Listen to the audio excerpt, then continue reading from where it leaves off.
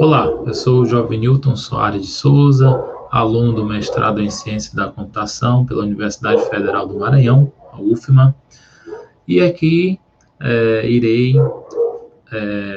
ministrar um seminário da disciplina Metodologia da Pesquisa em Ciências da Computação, disciplina essa ministrada pelo professor Geraldo Braz.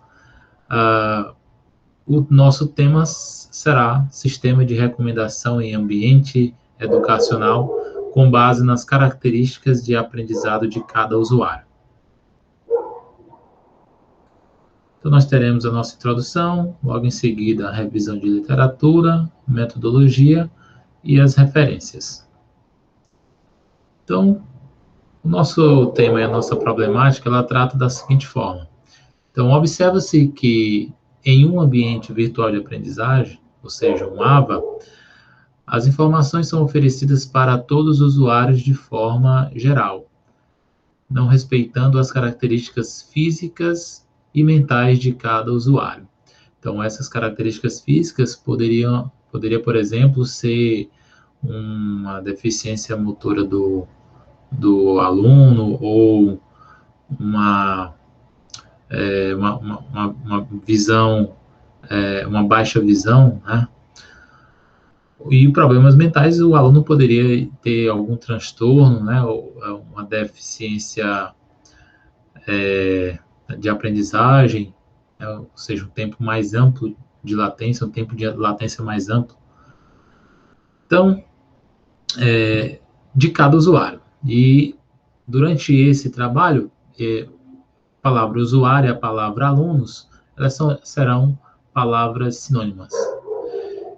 Então, isso ocasiona em prejuízos na aprendizagem e desmotivação de alguns usuários. Quando o AVA é utilizado por um grupo de usuário, por exemplo, uma turma de um determinado curso em um determinado período, o problema pode ser ainda mais grave, pois é bastante provável que haja um desequilíbrio no progresso das atividades de alguns alunos. Isso é notório, né? Em uma turma, alguns alunos tendem a se sobressair, né? Ter uma velocidade de aprendizado maior do que outros. Então, a intenção aqui do sistema de aprendizagem, do sistema de recomendação, é que esse sistema possa detectar isso e ajustar a velocidade de questões ou o nível de questão para cada usuário, de forma que ao término do curso o aluno possa ter um aproveitamento igual a qualquer outro, independente da estratégia que foi adotada. Há várias aplicações de recuperação de conteúdo que buscam auxiliar os usuários na identificação de itens de interesse. Porém, é comum que estas aplicações tragam muito conteúdo irrelevante. Com a intenção de reduzir as problemáticas, surgiram vários sistemas de recomendação buscando encontrar informações relevantes aos interesses do usuário. Com isso, várias técnicas são encontradas na literatura, seja enfatizando um tipo de filtragem de conteúdo, ou relacionando um usuário com as semelhanças de outros usuários, ou ainda mesclando essas técnicas. Promover mecanismos que busquem analisar as características de aprendizado de cada usuário, tais como etapa do processo de aprendizagem, o tempo de resposta das questões e quantidade de acertos ou erros por questões, são estratégias viáveis para solucionar esse déficit de aprendizagem e motivar o interesse do aluno. Diante disso, a proposta é de analisar as técnicas que possibilitem a implementação de um sistema de recomendação em ambiente educacional com base nas características de aprendizado de cada usuário. O objetivo deste trabalho consiste em analisar a importância de um sistema de recomendação para ambiente virtual de aprendizagem, baseada nas características de cada usuário, e apresentar os métodos que podem ser utilizados para a sua construção. Assim, destaca-se na estrutura para esse sistema de recomendação o seguinte processo. Primeiro, utilizar a equação de correlação para detectar a similaridade entre os usuários, aplicar técnicas de filtragem de conteúdo, analisar o tempo de latência do usuário e demais características, visualizar as recomendações geradas pelo sistema de recomendação. A área de pesquisa, né, esse trabalho está relacionado com a área de arquitetura de sistemas computacionais, seguindo na linha de sistemas educacionais de recomendação. Bem, revisão de literatura, né, os trabalhos relacionados. Então, o sistema de recomendação desenvolvido por Casella, 2009, utiliza filtragem colaborativa, ou seja, analisa as preferências comuns em um grupo de pessoas. Para cada usuário, procura-se identificar um conjunto de vizinhos próximos. Após isso, é realizado um cálculo para descobrir o coeficiente de similaridade entre esses dois usuários. Logo em seguida, são calculadas as predições para identificar um item apropriado para um determinado usuário. O modelo proposto estabelece 3 etapas. A primeira é o cálculo de similaridade, como vamos ver mais à frente na figura 2, e isso irá verificar quem são os usuários mais semelhantes ao usuário ou aluno-alvo. Cálculo de predição, que servirá para verificar qual o conteúdo mais interessante para aquele usuário-alvo. E a terceira, a competência, que a competência é a etapa, né, que será analisado se o aluno-alvo está apto para receber um conteúdo. Um outro trabalho também, dos vários pesquisados na literatura, um outro trabalho também que foi tomado como base, é o trabalho aqui de Silva, em 2014.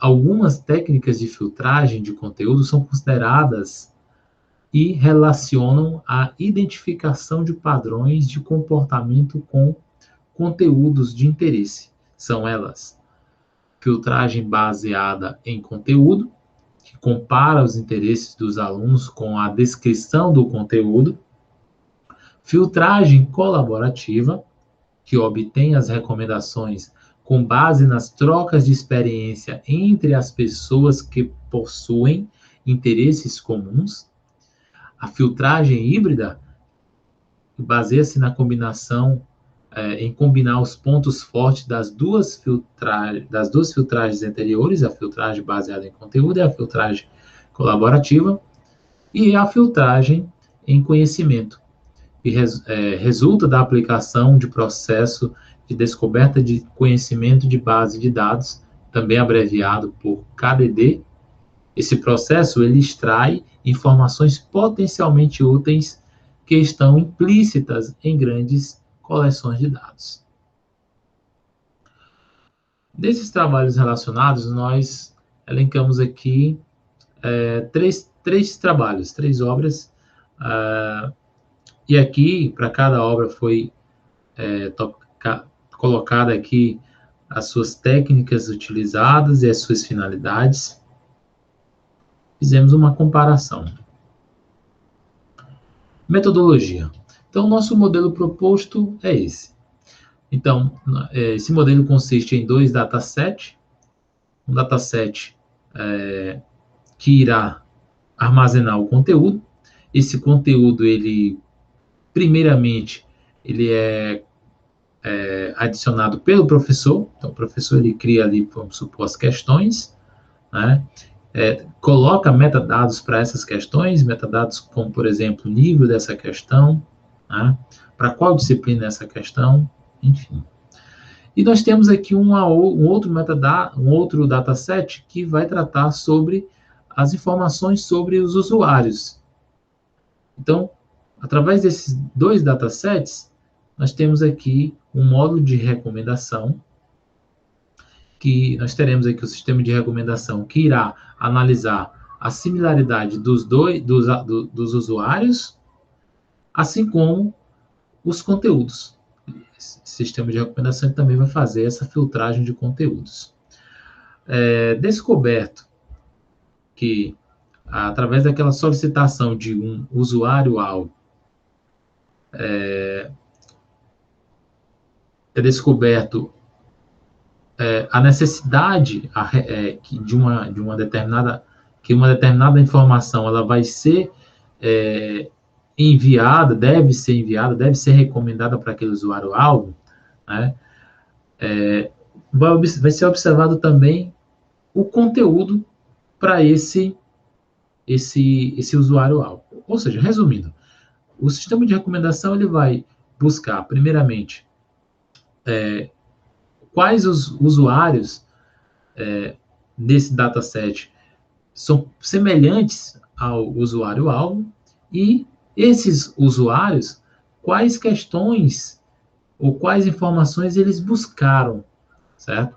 Além dessa primeira etapa, é também necessário que haja as características e aptidões para saber se essa informação que o sistema de recomendação conseguiu absorver, se o usuário-alvo está apto a receber essa informação. Ou seja, digamos que é uma questão que, para ela ser executada, é necessário que esse usuário-alvo já tenha cumprido um pré-requisito, por exemplo. Então, se ele já cumpriu esse pré-requisito, ele está apto. Então, o sistema já pode oferecer essa recomendação para esse usuário. Beleza? Então, nesse modelo proposto, né, ele possui essa seguinte sequência de passos para o seu funcionamento. Então, passo 1, o professor elabora questões e classifica-as com níveis de dificuldades. Passo 2, os alunos iniciam a execução das primeiras questões, categorizadas como básicas, apenas para reconhecimento inicial do aluno sobre aquela temática. O passo 3, o sistema de recomendação calcula a similaridade entre os alunos e suas características individuais. Após isso, é iniciada a recomendação de questões com base na análise de suas características e aptidões. E aí, o sistema de recomendação emite essas questões para esse aluno-alvo. Cálculo de similaridade. Então, para efetuar esse cálculo de similaridade de usuários, será demonstrado 3 possibilidades: a equação de Pearson, a distância euclidiana e a medida dos cossenos. Então, aqui na equação de Pearson, o coeficiente obtido permite medir o grau de correlação entre dois perfis, resultando em valores entre -1 a +1, de modo que -1 representa a ausência total de correlação e +1 representa forte correlação. Então, aqui nós temos a equação, que nós iremos demonstrar ela mais à frente. A distância euclidiana, também uma outra possibilidade, né? Ela calcula a distância entre dois vetores que representam perfis de usuário.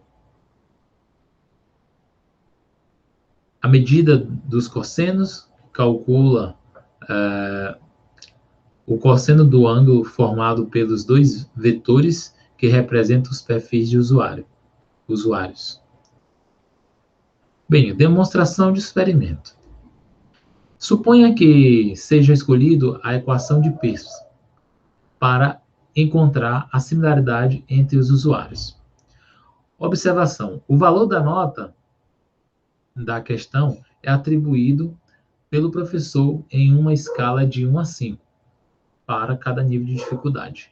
Então, essa escala foi um exemplo que nós colocamos aqui para demonstrar esse experimento e está aqui colocado aqui nessa tabela, onde nós marcamos as notas para o aluno A na cor amarela e para o aluno B na cor azul, e vamos então fazer esse cálculo de similaridade para ver a correlação desses dois usuários.